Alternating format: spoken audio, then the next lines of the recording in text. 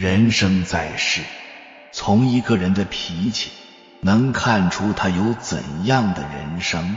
了凡四训中讲到，物随心转，境由心生。不一样的性格造就了不一样的命运。一个人有什么样的心境，就有什么样的生活。如心动则人妄动，于是体会到世间诸般痛苦。人心妄动，则情绪生。如果你控制不了情绪，就一定会被情绪吞噬，带来诸般痛苦。所以说，情绪就是你的心魔，管好你的情绪，才能过好你的一生。有个人因为笨，所以很穷，可是他运气好，一次下雨的时候，围墙被雨冲倒了，他居然从倒了的墙里挖出了一坛金子，他因此一夜暴富。可是他依然很笨，他也知道自己的缺点，于是他向一位禅师诉苦。禅师告诉他说，你有钱，别人有智慧，你为什么不用你的钱去买别人的智慧呢？于是这个愚人就来到了城里，见到一个僧人，就问道，你能把你的智慧卖给我吗？僧人答道，我的智慧很贵，一句话1000两银子。那个愚人说，只要能买到智慧，多少钱我都愿意出。于是那个僧人对他说道，遇到困难不要着急处理，向前走3步，然后再向后退3步，往返3次，你就能得到智慧了。那人听了将信将疑，生怕僧人骗他的钱。僧人从他的眼睛中看出他的心思了，于是对他说，你先回去吧，如果觉得我的智慧不值这些钱，那你就不要来了，如果觉得值，就回来给我送钱来。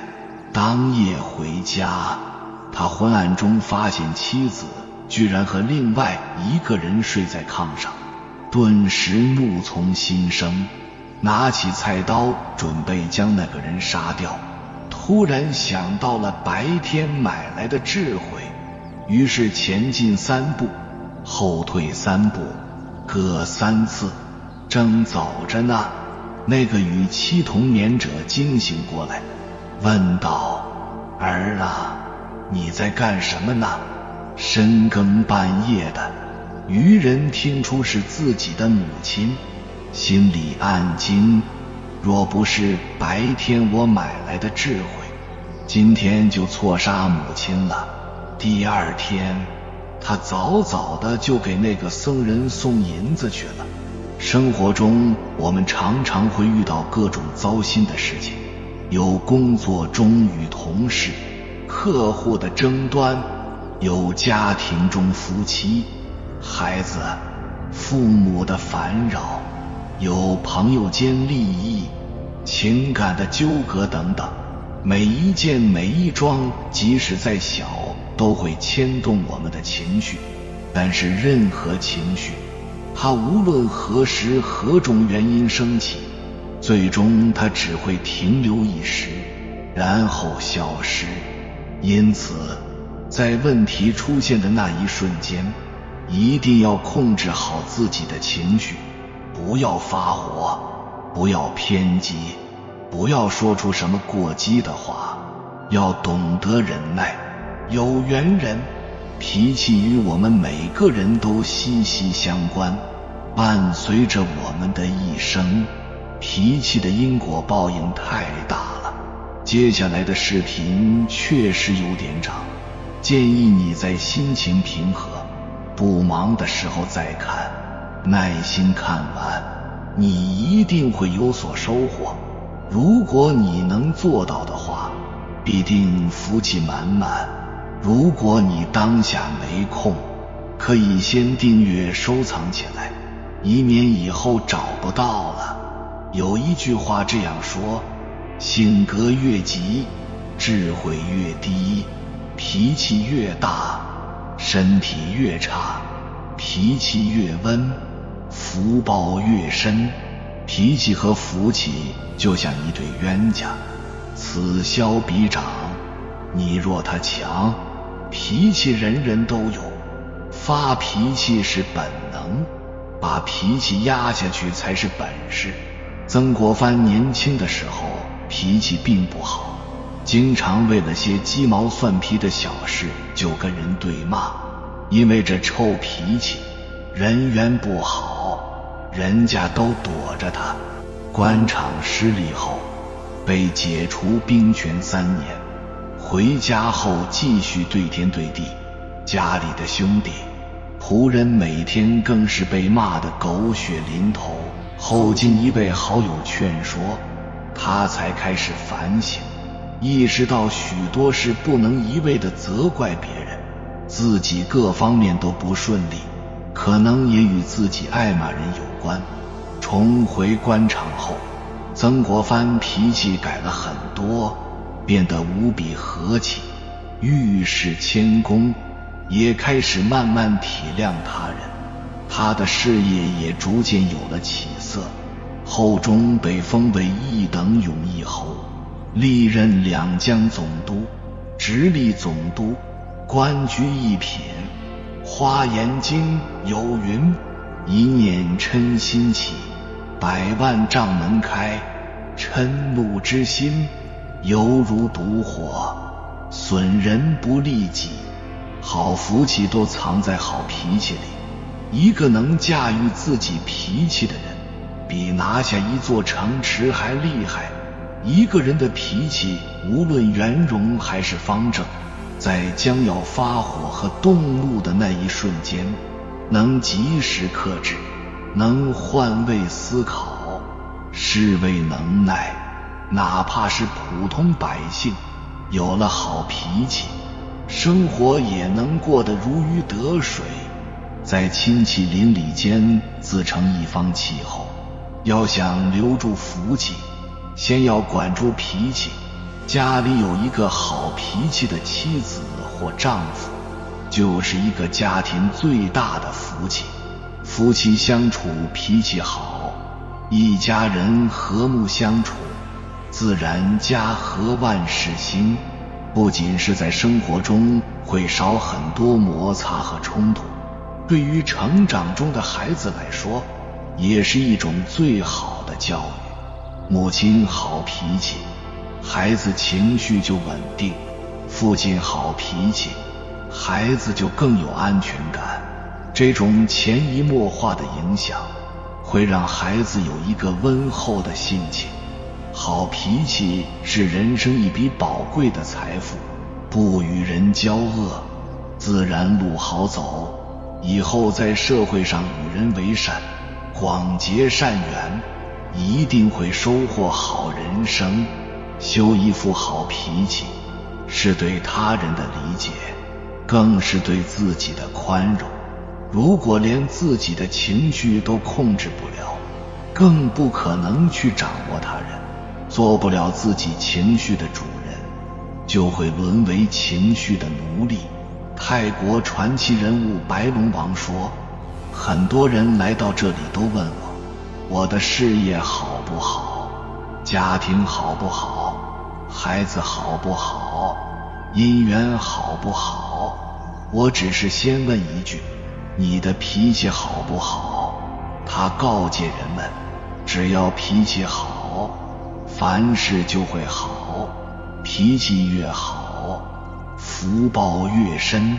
一个人运气好不好，看他的脾气就知道。脾气来了，福气就走了；脾气不同，遭遇自然也不同。好脾气的人，温顺、平和、忍耐，在哪里都受欢迎。坏脾气的人，暴躁、蛮横，甚至无理取闹，人们多会选择避而远之。好脾气不仅是我们养生的关键，更是我们养心的关键。人生之中，处处皆有气，怨气、怒气、闷气，伤身又伤心，伤人伤己。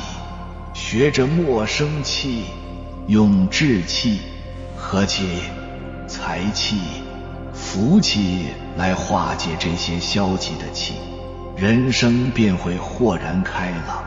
只有我们拥有了好脾气，才可能拥有感恩，才会有幸福的可能。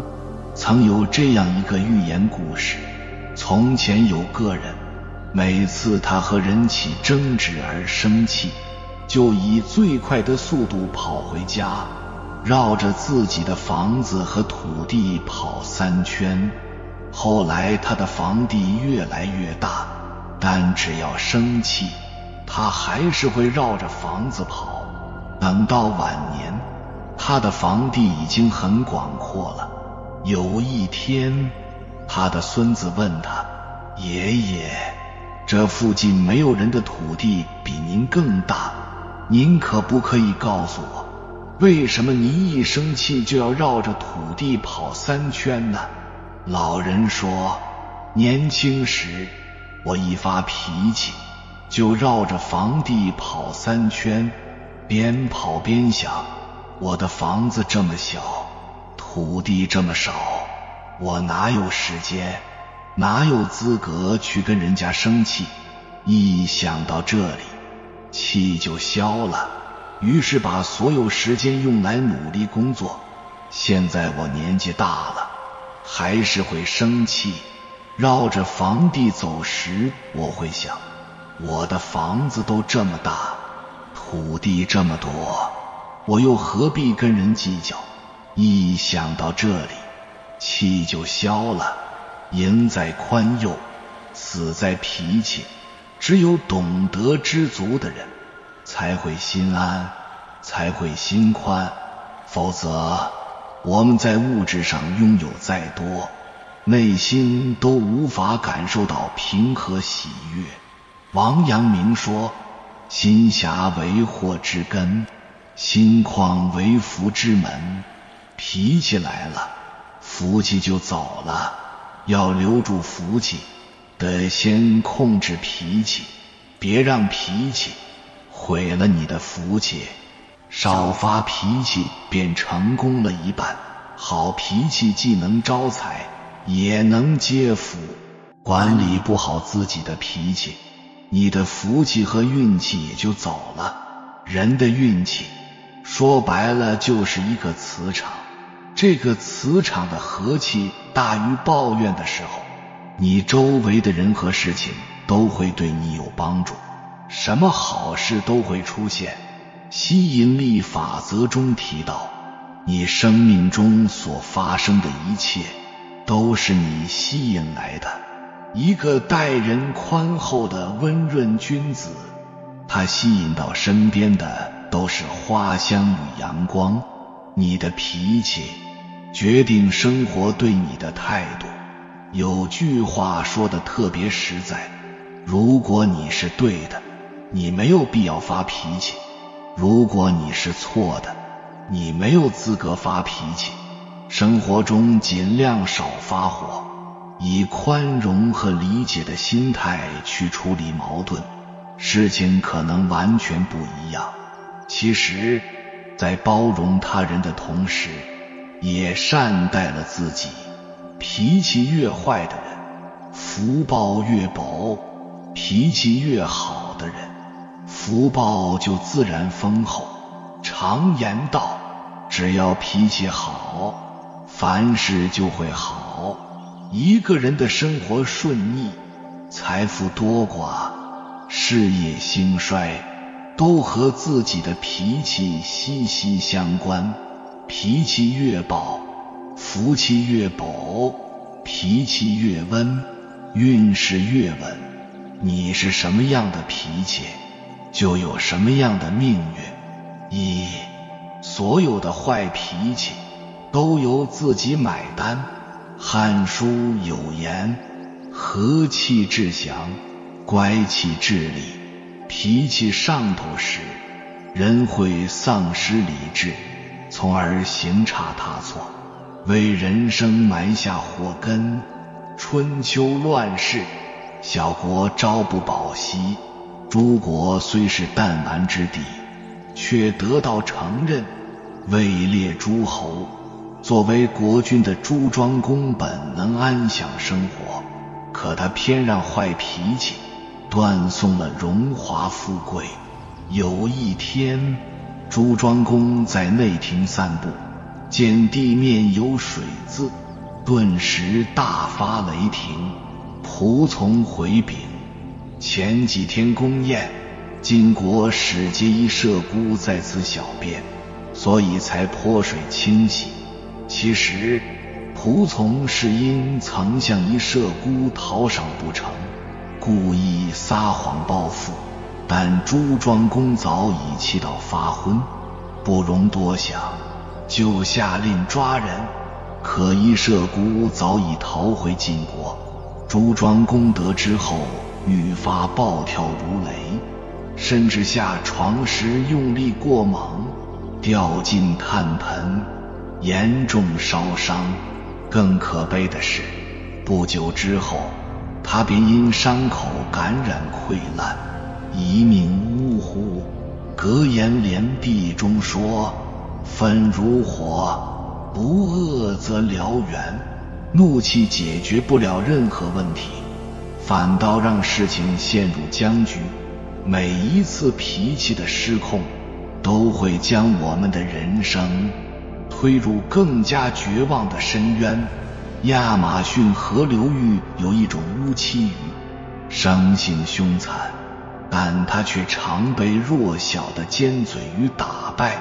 原来尖嘴鱼在遭追捕后，会躲进树洞，对易怒的乌栖鱼发起挑衅。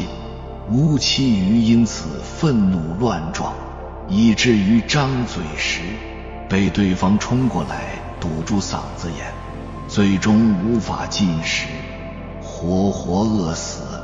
佛家有个说法，发脾气是火烧功德林，怒火所及，则功德福禄寸草不生。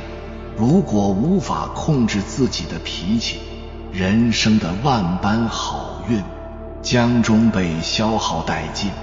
只有稳定心绪，控制自我，吉事不造，坏事不恼，才能福报满贯，前路坦途。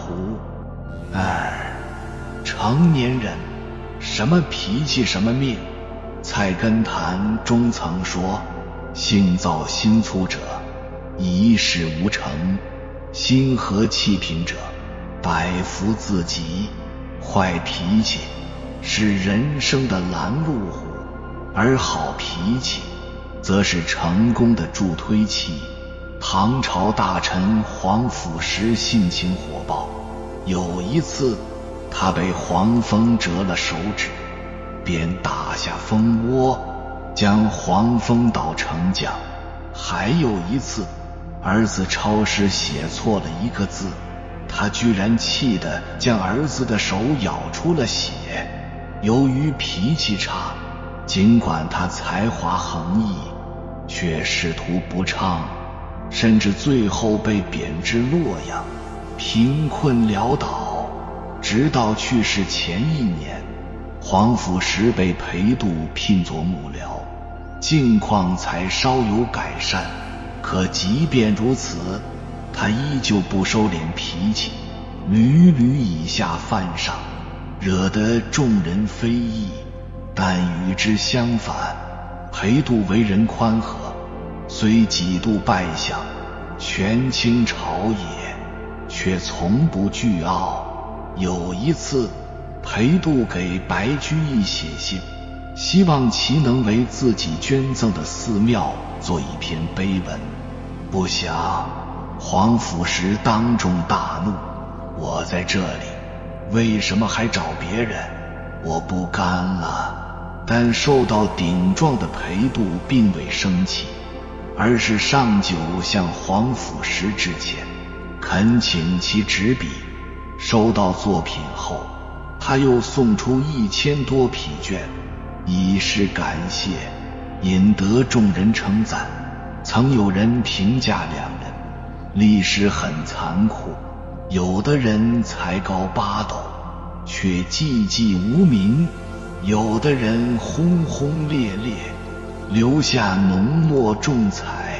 皇甫石脾气乖张，孤苦了大半辈子，最终悄然离世，葬于故乡郊野。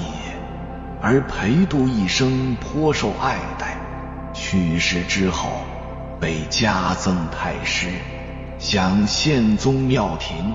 但与其说现实残酷，不如说是各自的性格推动了命运的走向。正所谓头等人有本事没脾气，二等人有本事有脾气，末等人没本事大脾气。如果沦为情绪的奴隶，哪怕起点再高，能力再大，也难逃没入穷途的窘境。只有控制好自己的脾气，宽大为怀，从容自若，才能在这世间活得游刃有余。3. 好脾气是一个人最硬的招牌。格言联璧中说，有才而性缓，定属大才；有志而气和，思为大志。人生最大的智慧，就是秉持舒缓的性情，保持平和的心境。年少时血气方刚，总觉得隐坑一鸣，才算不负此生。成熟后历经世事，才明白神闲气定，方能行稳致远。22岁时，一位年轻人创办长江塑料厂，并很快接到了生意。可产品做好后，对方却因自己的问题取消了订单。年轻人为此气恼不已，甚至想当面理论，但一番思虑后，他压住怒火，并拿着成品登门，再次争取机会。虽然未能改变结果，可对方被他的宽厚打动，并为他介绍了大量客户。时至今日，他的办公室里挂着这样一句话：择高处立，寻平处住，向宽处行，宽厚待人，是他的行事准则，更是他的成功奥义。在这位富豪的书籍中就有这样的记录：一位经理在谈判时与客户吵架，并搞砸了合作。事后他无比忐忑，觉得必定难逃处分，但领导并没有批评他，而是和颜悦色，让他总结教训，为下次谈判做准备。这份宽和让其备受感动，他苦心筹备，最后不负所托，拿下了这笔订单。纵观这位富豪的一生，无论是面对客户还是下级，他总是慈眉善目，少见发火。这样的好脾气也助他广结善缘，即便已95岁高龄，依能在商界叱咤风云。小窗幽记有言：持己不可不严明，与人不可不和气。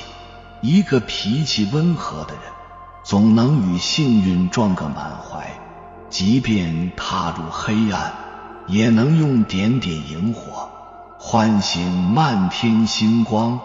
脾气越小，视野越广，遇事冷静理智，才能在工作中斩获机遇。脾气越好，感情越顺，待人温厚宽和，才能在交往中赢得尊敬。脾气越稳，身体越棒，内心通透豁达，才能在岁月中老当益壮。恰如那句话所说，好脾气是人生的万能通行证，人若平和，则能春风化雨，诸事顺意。4. 脾气越小，家庭越好。坏脾气是传染病，最先被传染的就是家人。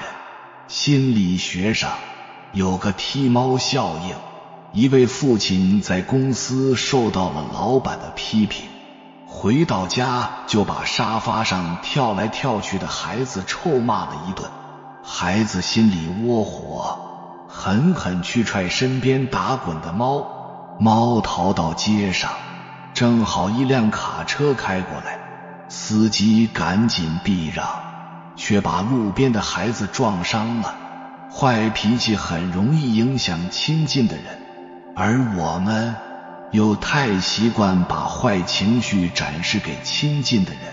一个家庭里有一个人脾气坏，整个家都不得安宁，不是带坏所有家人，就是把他们变得唯唯诺诺。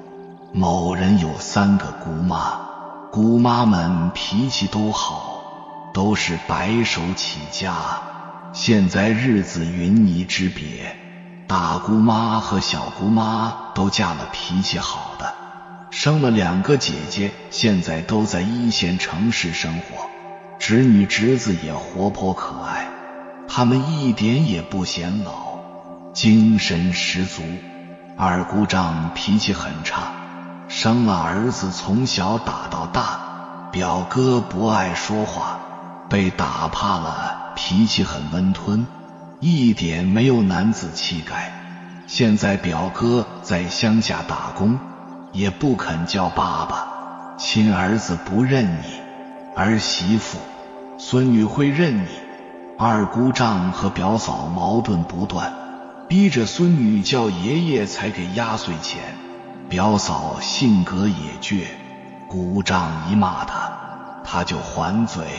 侄女在这种环境下也变得很内向，而姑妈成天操心家里的四面乡老10岁，总劝二姑丈脾气好点，不要跟小辈计较。没想到他说，我就看见他撞倒了我东西，我就故意上去吵一吵。于是乎，源源不断的家庭矛盾拖垮了这一家。坏脾气其实是一种自私，明知道可温和解决，偏要上去发顿火，让自己爽快一下。对家人都如此自私，还谈什么生活幸福？这样的家庭下，孩子要么以家庭矛盾为耻，抬不起头来，要么就耳濡目染了坏脾气，到处发泄，点燃更多矛盾。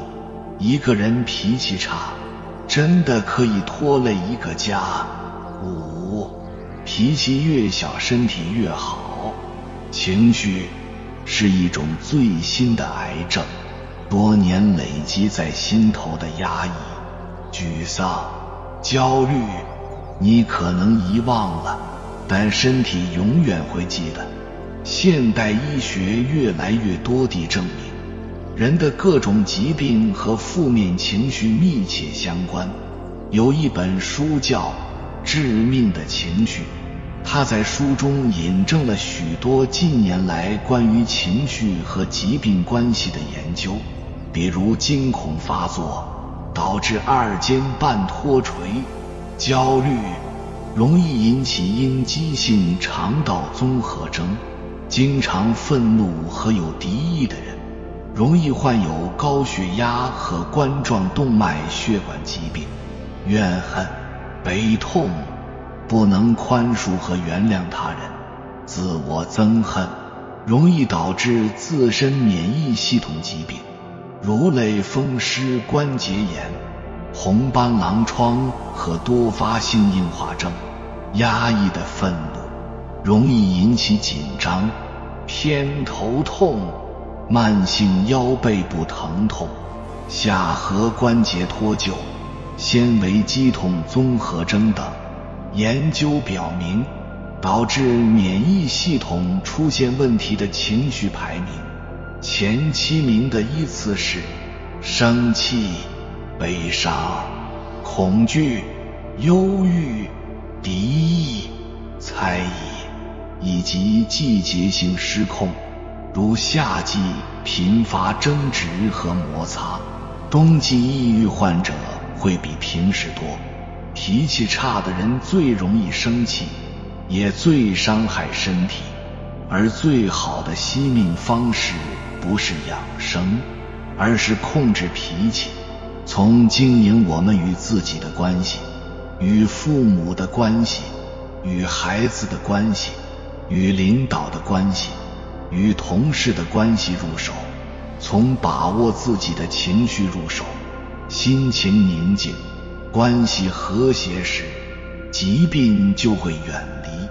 世上的事可以分3种：我的事、他的事、老天的事。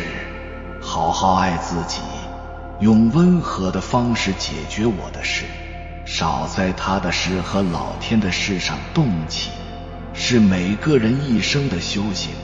一辈子什么最重要？不就是事业、家庭、健康吗？而坏脾气能摧毁这些重要的事，摧毁整个人生。别人不需要对你的人生负责，你才需要对自己的人生负责。发脾气就是对自己最大的伤害。人生像一只皮箱，需要用的时候提起，不用的时就把它放下，应放下的时候却不放下，就像拖着沉重的行李，无法自在。人生的岁月有限，认错、尊重、包容才能让人接受，放下脾气才自在，与自己和解，与世界和解，养一身好脾气，命里好风水都会不请自来。养生从收心求静入手，以达到滋养精气、固本强身、驱除疾病、延年益寿的养生良法。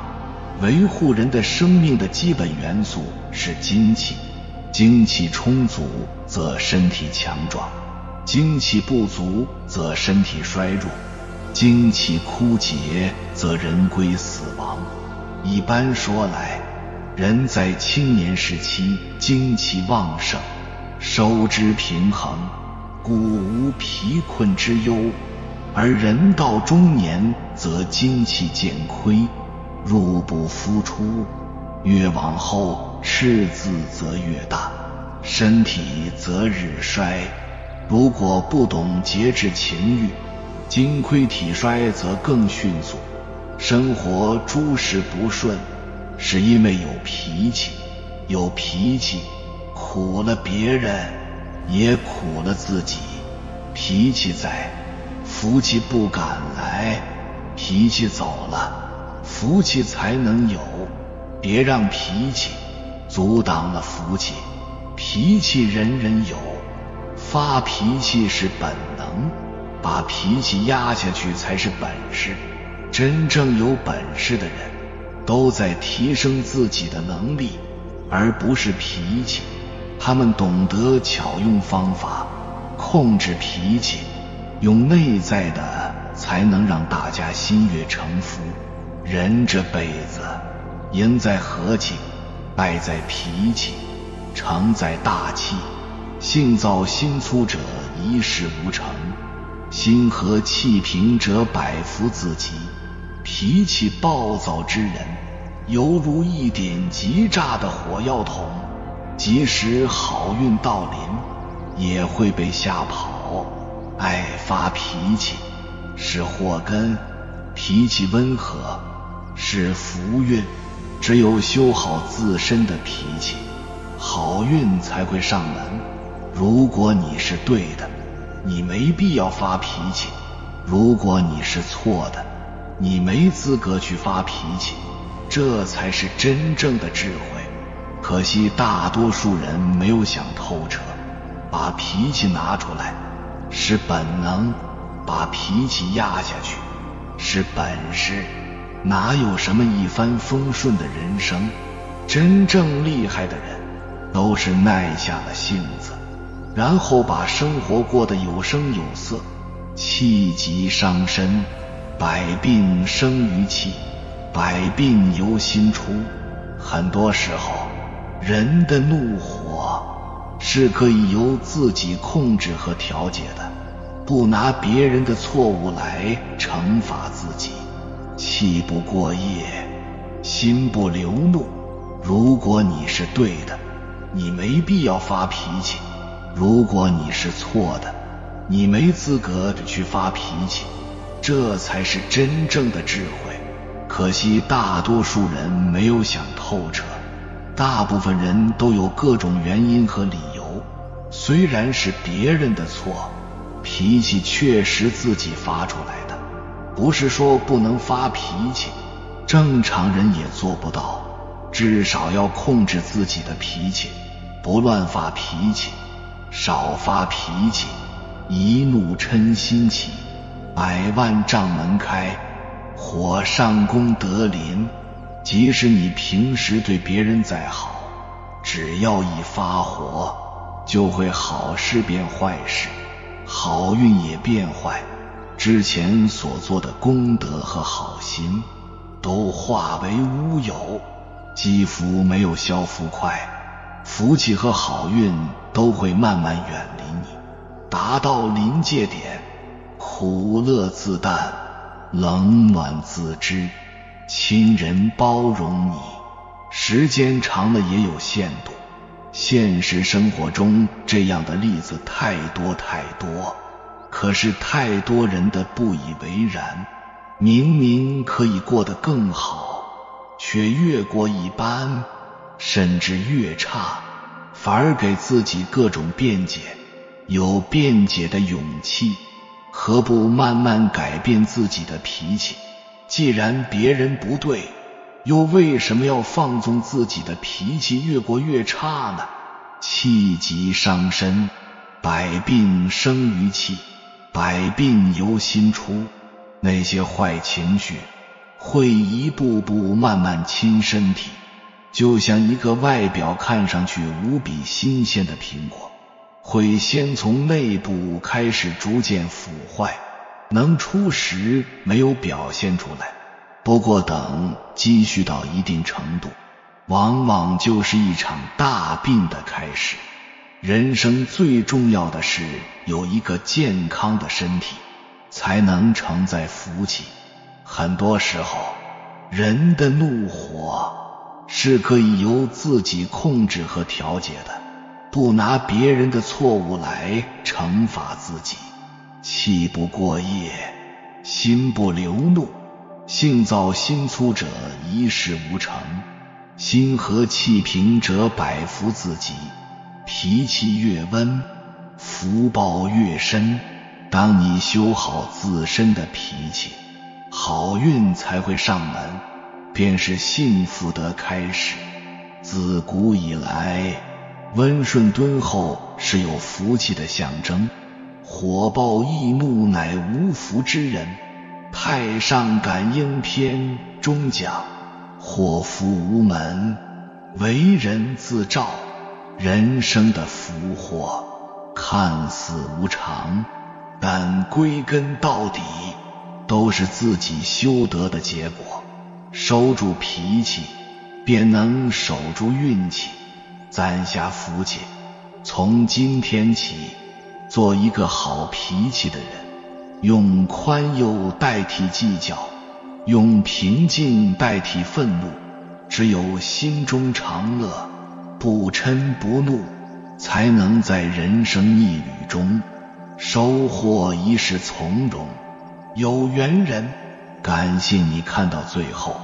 如果今天的视频对你有所帮助，请按个赞给我响应，留下一句守住脾气，赞下福气。我祝你诸事顺意，福气满满，今生富贵平安。还没有订阅频道的，请点击右侧的订阅按钮，与我们建立更深的连接。无论你身在何方，愿我们一起共修福报，随喜转发，功德无量。